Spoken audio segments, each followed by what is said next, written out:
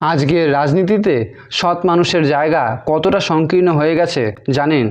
যে মানুষটা বারবার সংসদে দাঁড়িয়ে সাধারণ মানুষের সমস্যা তুলে ধরেছেন, দুর্নীতির বিরুদ্ধে কথা বলেছেন, সেই রাঘব চাড্ডাকেই আজ সরিয়ে দেওয়া হয়েছে নিজের দলের গুরুত্বপূর্ণ পদ থেকে। রাঘব চাড্ডা একজন তরুণ, শিক্ষিত এবং স্পষ্টভাষী নেতা।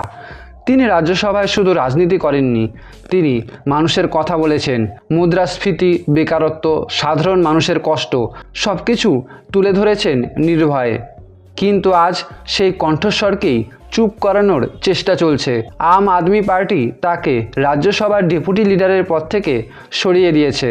প্রশ্ন হলো কেন? কারণ কি তিনি বেশি সত্য কথা বলে ফেলেছিলেন? কারণ কি তিনি সাধারণ মানুষের পক্ষে বেশি জোরে দাঁড়াচ্ছিলেন?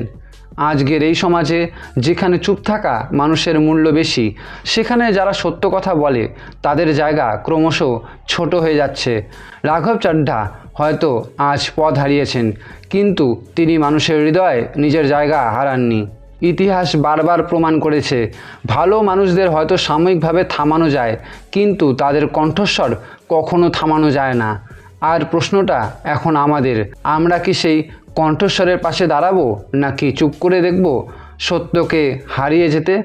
আপনাদের কি মন্তব্য এই বিষয়ে অবশ্যই কমেন্ট করে জানান। ভিডিওটি সবার সাথে শেয়ার করে দিন, আর পেজটি ফলো করতে একদম ভুলবেন না।